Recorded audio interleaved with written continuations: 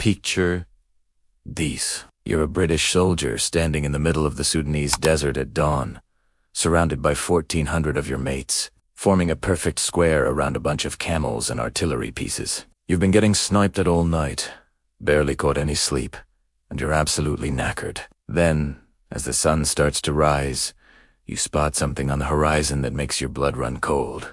Thousands of warriors, maybe 3,000 to 5,000 of them, emerging from the desert like ghosts, armed with spears, swords, and rifles. They've been hiding nearby all night, waiting for exactly this moment. You've got maybe seconds before they charge. What do you do? Well, if you're a part of the British relief column at Abu Klea in January 1885, you hold your ground and prepare for one of the most intense 15 minutes in Victorian military history. This is the story of how a small British force faced overwhelming odds in the desert, how a relief mission went catastrophically wrong, and how one charismatic religious leader brought the mighty British Empire to its knees in Sudan. To understand how we got to this point, we need to rewind a few decades and talk about Sudan in the mid-19th century. Sudan wasn't exactly a unified country back then. It was a massive region of immense strategic importance, sitting right along the Nile River, and it was officially under Ottoman rule through Egypt. The Egyptians were trying to modernize the place, bring it under proper governance,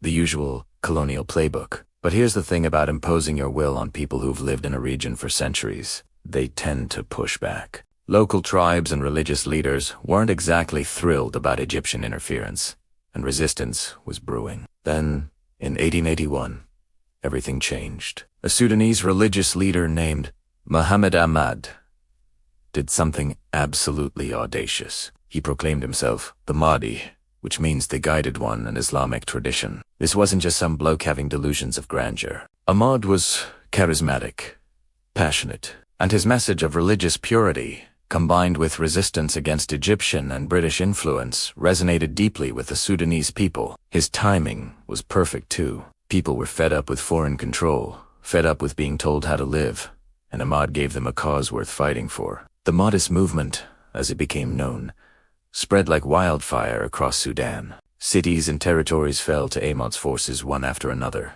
This wasn't just a minor rebellion that could be put down with a few troops and some stern words. This was a full-blown uprising that posed a serious threat to Egyptian authority and, more importantly, British interests in the region. Now, you might be wondering, why did the British care so much about what was happening in Sudan? Good question. The British Empire had massive strategic interests in maintaining control over Egypt. Why?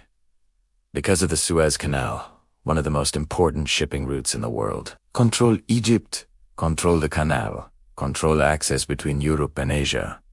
It's all about location, location, location. When the Mahdist rebellion started gaining serious momentum, the British government got properly worried. What if this movement spread? What if it threatened British nationals living in Sudan? What if it destabilized the entire region?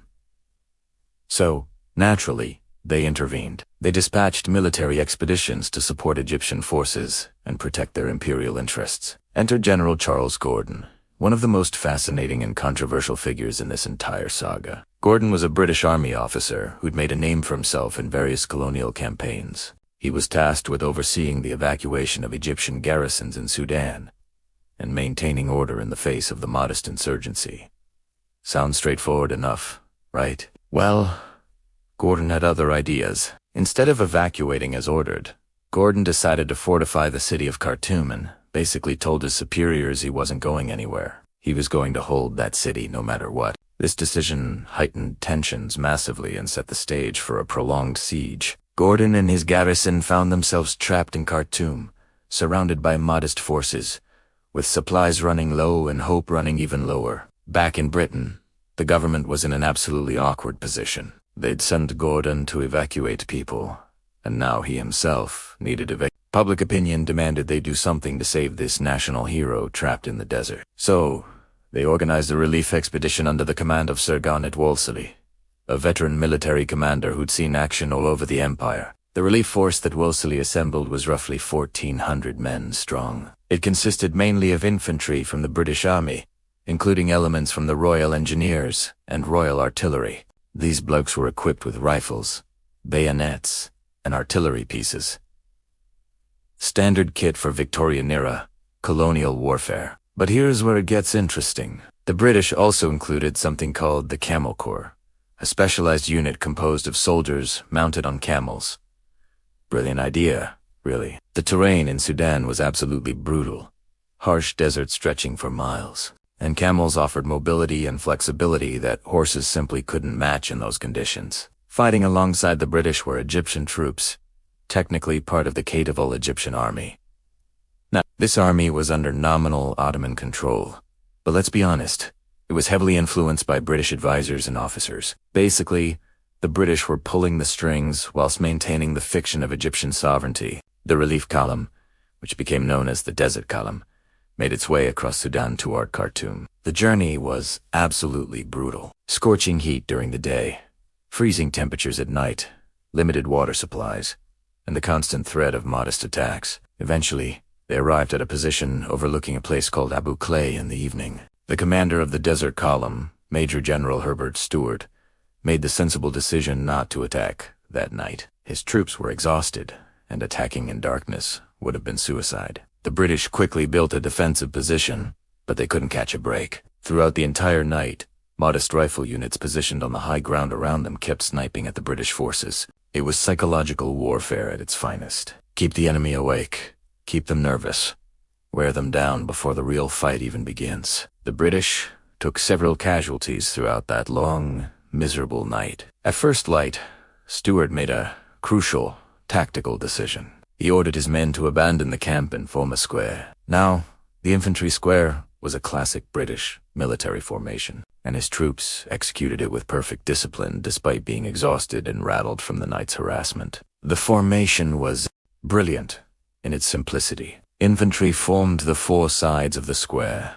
Camels were bunched in the center for protection, and artillery pieces were strategically placed. The cannons sat in the center of the front face, ready to unleash hell on anyone stupid enough to charge them. At the rear of the center, Captain Lord Charles Beresford positioned his Gardner gun, an early machine gun operated by a Royal Navy gun team. This weapon was the ace up their sleeve, ready to be rushed to any point of crisis if the square came under pressure. It was at precisely this moment that the situation went from tense to absolutely terrifying. A huge Mahdist force that had been concealing itself nearby suddenly revealed themselves. Estimates suggest it was somewhere between 3,000 and 5,000 warriors, massively outnumbering the British. Most were armed with spears and swords, traditional weapons that required getting up close and personal. But some had single-shot rifles, making them dangerous, even at range. The Mahdists didn't mess about with elaborate tactics. They charged, thousands of warriors screaming toward that British square, determined to break through and slaughter everyone inside. This was their land, their faith, their fight, and they were absolutely fearless. The British cannons opened fire once the Mahdist forces got within range. Artillery shells tore through the charging warriors, but they kept coming. This is where you have to admire the sheer courage of both sides. The Mahdists knew they were running into cannon fire, but they didn't falter. The British knew they were outnumbered 3 or 4 to 1, but they held formation. Captain Lord Beresford rushed his Gardner gun from its position at the rear of the square and opened fire on the charging Mahdists. This weapon was absolutely devastating, capable of firing multiple rounds in quick succession. Beresford's team managed to get off about 70 rounds, cutting down warriors left and right. Then disaster struck. The Gardner gun jammed. In the heat of battle, with thousands of enemy warriors closing in, your most advanced weapon decides to stop working. Typical. But the British infantry held firm. Volley after volley of rifle fire poured into the charging Mahdists. The square didn't break. And here's the thing about fighting against a disciplined infantry square. It's an absolute nightmare. You're charging into concentrated fire from multiple directions with nowhere to hide. The casualties were horrific. The battle lasted barely 15 minutes from start to finish. 15 minutes of absolute chaos, violence, and terror. When the dust settled and the Mahdists finally withdrew, the British counted their losses. 9 officers and 65 other ranks killed, with over 100 wounded. For a force of only 1,400 men, those were significant casualties. But the Mahdists had suffered far worse. Estimates suggest around 1,500 casualties, possibly more. The wounded Mahdists refused to surrender even when badly injured, fighting to the very end. Several important Mahdist leaders fell in the battle as well. The British had held their ground, but this victory came at a terrible cost and with a devastating consequence. Major General Herbert Stuart, the experienced commander who'd led them this far, was wounded during the night fighting that followed. The command of the Desert Column was transferred to Brigadier General Charles Wilson, who was actually the intelligence officer at the time. This was like promoting the analyst to battlefield commander in the middle of a crisis. Wilson was inexperienced in leading combat operations, and he'd so it. The next day, the British set out from Abu Klea in the late afternoon, marching through the night toward their next objective. They fought another battle with the Mahdists and set up camp. But once again, Mahdist snipers harassed them throughout the night. It was relentless. The psychological pressure was immense. Wilson proved to be frustratingly slow in organizing his forces. Every hour of delay was another hour that Gordon and his garrison in Khartoum remained under siege, supplies dwindling, hope fading. On the 20th of January, more Sudanese and Egyptian troops arrived to reinforce the British column. Wilson conducted some reconnaissance up and down the river, probably trying to figure out the best approach. Finally, on the 24th of January, he set off toward Khartoum with some of the reinforcements and a small force of British troops. They arrived at Khartoum after 11 o'clock in the morning on the 28th of January. As they approached the city, something felt wrong. There should have been flags flying, signals from Gordon's forces, some sign of life. Instead, there was an eerie silence. The realization must have been absolutely gut-wrenching.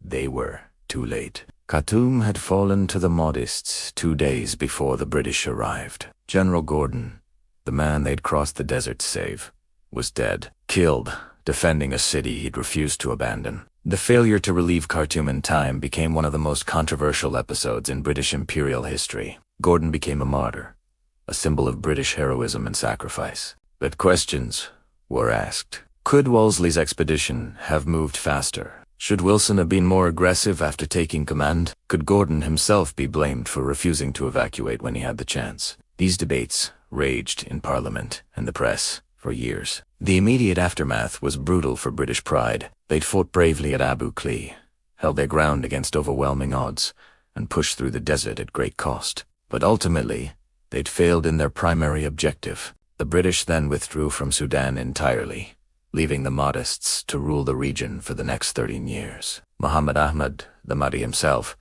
didn't get to enjoy his victory for long. He died just months after Khartoum fell, possibly from typhus. But his movement survived him, creating an independent Mahdist state that would rule Sudan until the late 1890s. The story of Abu Klea and the failed relief of Khartoum tells us something profound about the limits of imperial power. The British Empire, at the height of its strength, with modern weapons and disciplined troops, couldn't always impose its will on determined local resistance. The Mahdists fought for their land, their faith, and their independence. They were willing to charge into cannon fire, to fight to the last breath, because they believed in their cause. For the British soldiers at Abu Klea, those 15 minutes must have felt like an eternity. Standing in that square, watching thousands of warriors charge toward you, knowing that if the formation breaks, you're dead. That takes a special kind of courage. Both sides showed incredible bravery in this conflict, even if the cause itself was tangled up in imperialism and colonial ambition. The legacy of this campaign echoed for decades. Britain would eventually return to Sudan in the late 1890s, defeat the Mahdist state at the Battle of Omdurman, and establish control over the region. But those 13 years of Mahdist rule proved that local resistance could succeed, at least temporarily, against even the most powerful empires.